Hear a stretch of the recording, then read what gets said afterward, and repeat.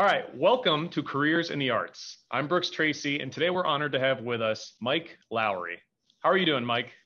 I'm doing very good. I'm happy to be here.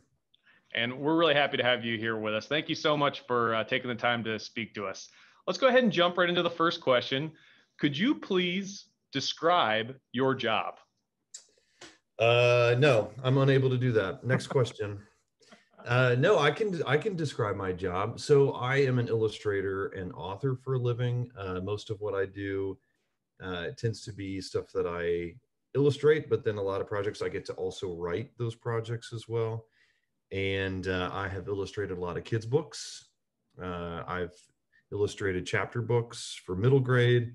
I've illustrated some books and magazines for adults and older readers. And I've illustrated food trucks and stickers and calendars and a box of Little Debbie cookies for gingerbread man cookies. But most of what I do is book related.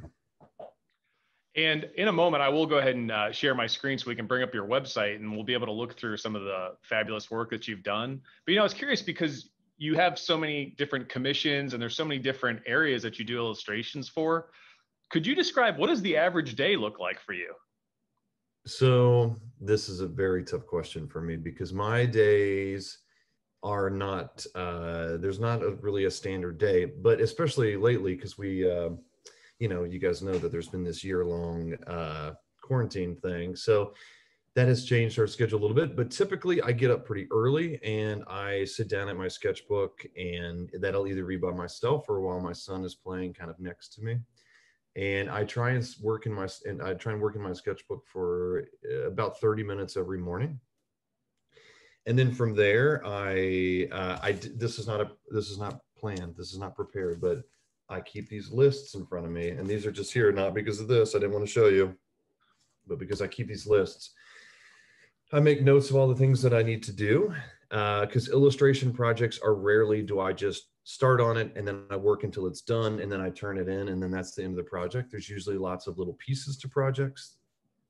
And so I'll kind of hammer away at those. One of the good things about being a freelance artist is that I do get to, when we're able to travel a lot, I do get to work either at coffee shops or, I can go, we go on big, trips and I'll take my work with me and I can work a little bit and then kind of turn off a little bit. So I don't know, did that answer the question at all?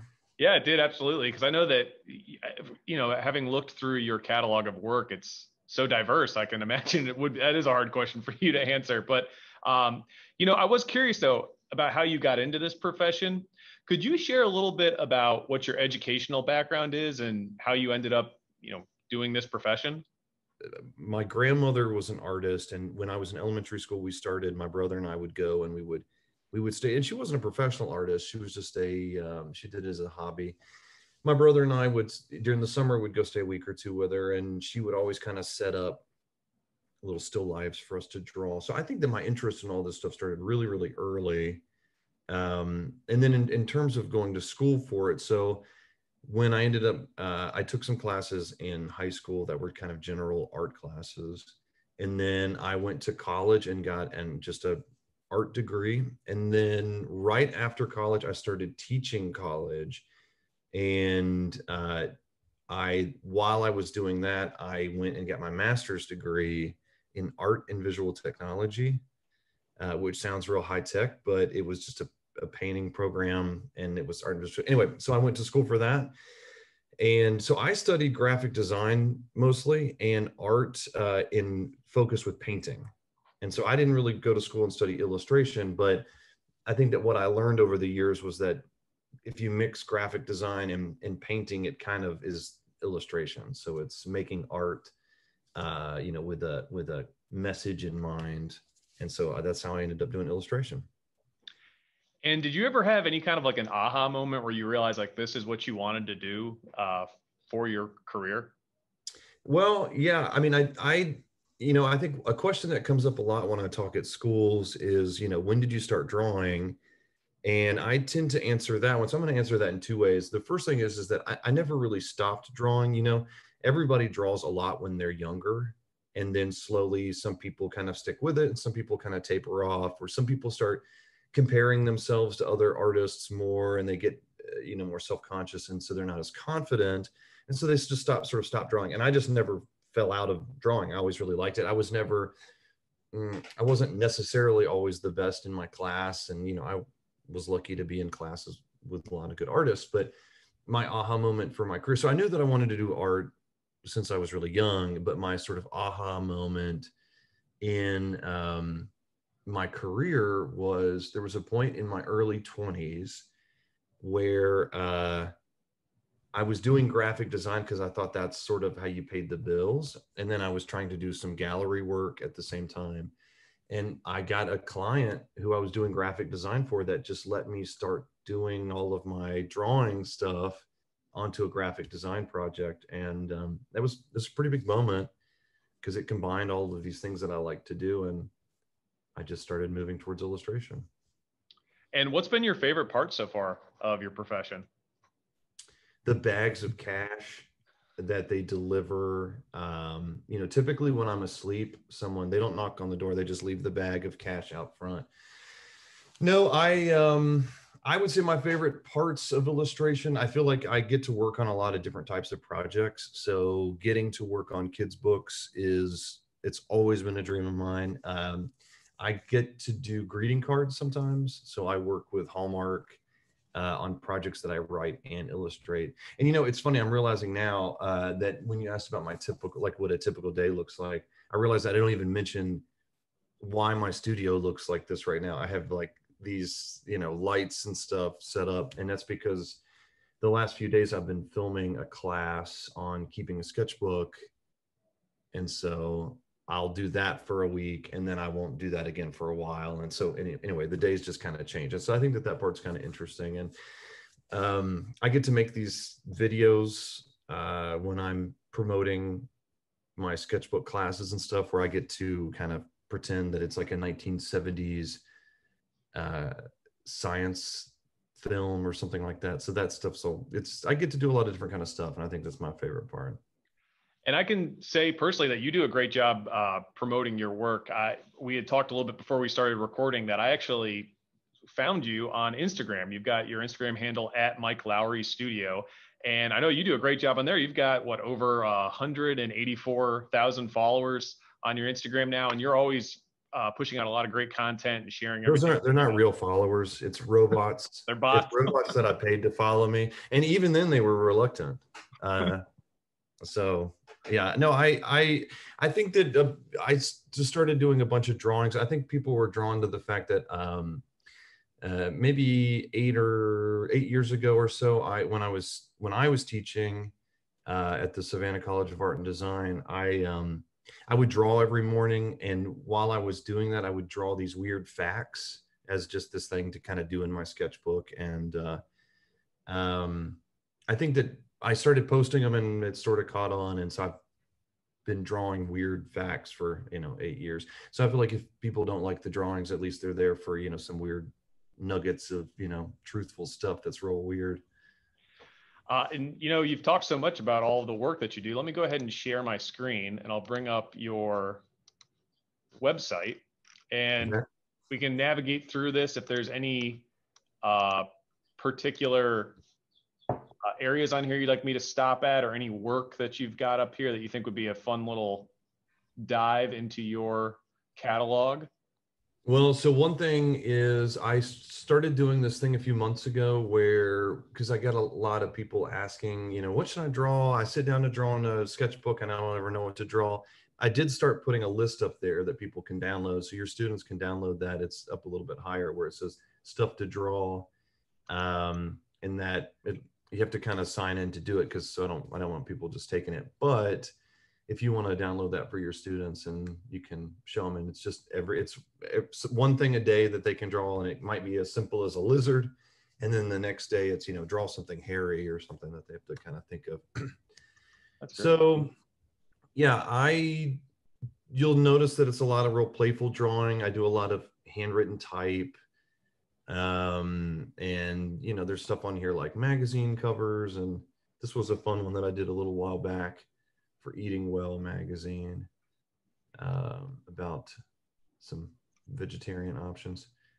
This one was pretty recent. This is a some illustration that I did for Reader's Digest magazine, and it was kind of fun because up a little bit there's a girl running on a treadmill, and it's my sister. I got to draw my sister, and I in my kids' books I always try to hide my kids in there, and my wife. There's me. That's not true. That's not really me. It looks more like a mustache. Just put some glasses on him. Yeah. I decided to work you into this project. And then if you look at that, the Texas one, if you go back, this was one of my favorite projects, most favorite, because this was for the State Fair of Texas. And then a magazine in Texas, they called me, and I had done a few things with them, and they said, hey, would you want to go to the State Fair of Texas and make some notes about it, do some drawings about it while you're there? And I said, yeah, when would I need to go? And we looked at the calendar, and I had to leave. I don't remember if I left the next morning or the next, but I think I left the next morning, and I flew down. I spent one full day at the state fair and then spent the night, and then I flew back, and I just walked around and I tried the weirdest fried foods that they offered, like fried butter, fried spaghetti and meatballs. This is all totally true. Fried entire slices of pizza, and all kinds of fried stuff. And I went and saw like the baby cows section, and then there was like these huge butter sculptures. And I just made notes about everything that I thought was funny and weird. And this is a true story. When I walked through the gate, within the first 7 minutes, I had nacho cheese on the front of my shirt. So like a significant amount of nacho cheese was on my shirt. And this is a big robotic cowboy named Big Tex that kind of welcomes everybody. And he speaks in this big robot voice where he's like, welcome to the State Fair of Texas. So anyway, that's that project. And what did this go into? That was in the Texas Highways magazine. Let me go to your portfolio here because I want to show off some of these books that I know you've been speaking of. And I know that I've seen that you've got the Everything Awesome About series. Is that something that you've been? I know I've seen a lot of different subjects that you've talked about. That could you explain what that little series is that you have? Yeah. So I started, as I mentioned, I started doing a lot of weird fact drawings 8 years or so ago, maybe longer than that now. And those got collected into the book that's a little bit further down on the page called Random Illustrated Facts. And so in that book, it's just like a collection of everything weird, like just any kind of weird topic, all true, all very, very researched. And after I worked on that book, I realized that I kind of wanted to, this was geared towards, it's kind of kids and adults. But I realized that I wanted to do a book for a little bit younger audience, and that I wanted those topics to be one book to be all one topic. And so I went and talked with some people at Scholastic Books, which is definitely one of my favorite publishers, and told them the idea. And then we came up with this series called Everything Awesome. So I collected all of the weird stuff about dinosaurs.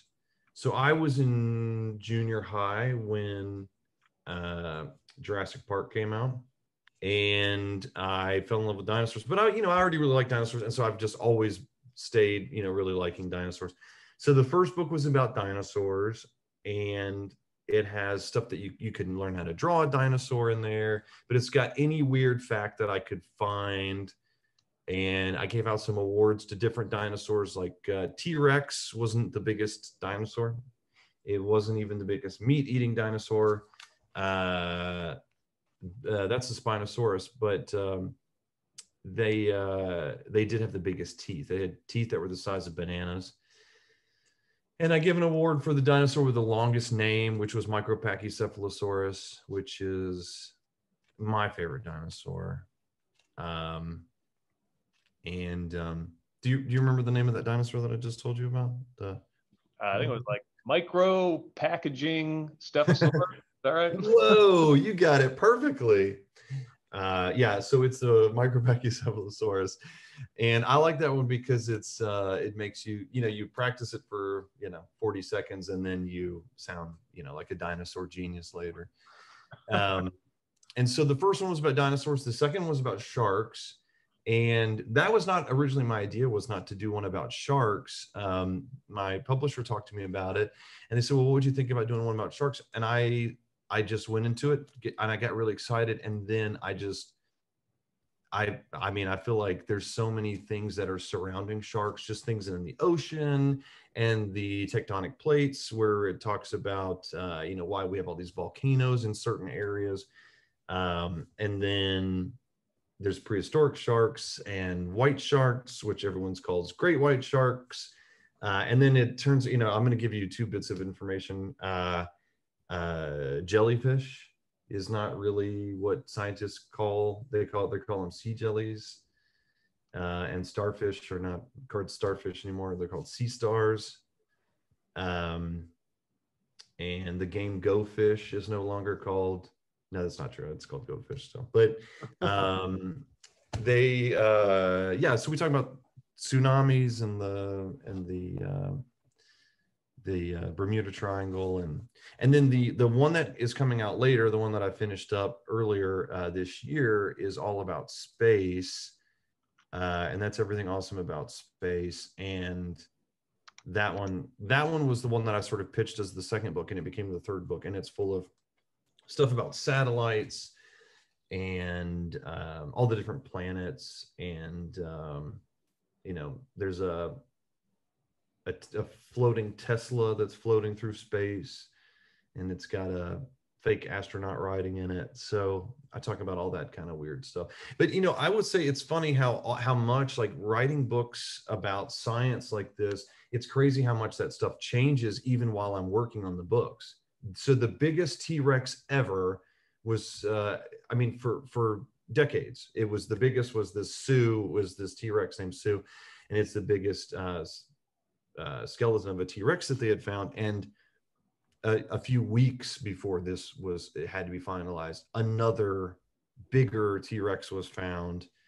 And that kind of stuff is happening all the time. The number of satellites that are currently in orbit, I don't want to say skyrocketed, because it seems like I'm making a space joke, but the number between now and then in October, when people start seeing this book, September and October, the number will just be much bigger.